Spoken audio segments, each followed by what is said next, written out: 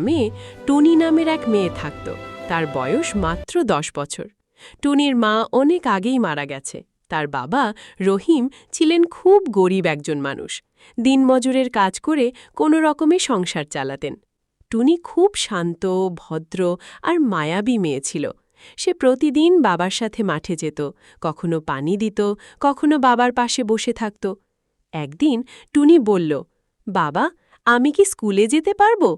রহিম চুপ করে থাকল, তার চোখে পানি চলে এলো। মা, আমি চাই তুমি পড়ো, কিন্তু আমার তো টাকা নাই।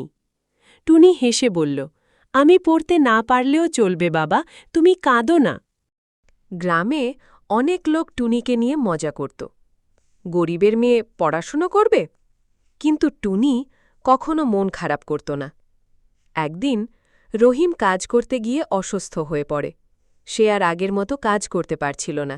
ঘরে খাবার নেই, চুলায় আগুন জ্বলে না। টুনি চুপচাপ বসে থাকে।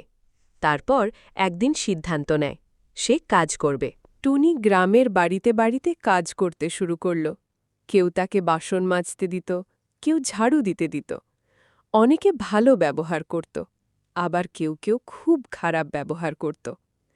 একদিন এক ধনী বাড়ির মালিক বলল, এই কাজটা ঠিকমতো করতে পারিস না? তুই কিছুই পারিস না। টুনি চোখের পানি লুকিয়ে কাজ করে গেল। সেই টাকা দিয়ে সে বাবার জন্য ওষুধ কিনল আর একটু চাল কিনল। রহিম বুঝতে পারল টুনি কাজ করছে। সে কাঁদতে কাঁদতে বলল, তুই কেন কাজ করছিস মা? এটা আমার কাজ। টুনি বাবার হাত ধরে বলল, তুমি অসুস্থ বাবা, আমি না করলে আমরা খাব কি? রহিম ভেঙে পড়ল। সে নিজেকে খুব অসহায় মনে করল। একদিন গ্রামের স্কুলের একজন শিক্ষক টুনিকে দেখলেন কাজ করতে। তিনি জিজ্ঞেস করলেন, তুমি স্কুলে যাও না কেন? টুনি সব কথা খুলে বলল। শিক্ষক খুব মায়া পেলেন। তিনি বললেন, তুমি কাল থেকে স্কুলে আসবে, তোমার সব খরচ আমি দেখব। টুনি বিশ্বাস করতে পারছিল না। টুনি আবার পড়াশোনা শুরু করল। দিনে কাজ, রাতে পড়া, এইভাবে চলতে লাগল তার জীবন। তার বাবা ধীরে ধীরে সুস্থ হয়ে উঠল, আর গ্রামের মানুষও ধীরে ধীরে টুনির প্রশংসা করতে শুরু করল। বছরের পর বছর কেটে গেল। টুনি বড় হয়ে একজন ডাক্তার হল। সেই একই গ্রামে সে একটি ছোট ক্লিনিক খুলল। প্রথম রুগী কে ছিল জানো?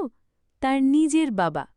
রহিম চোখে পানি নিয়ে বলল, আজ আমি গর্বিত, তুই আমার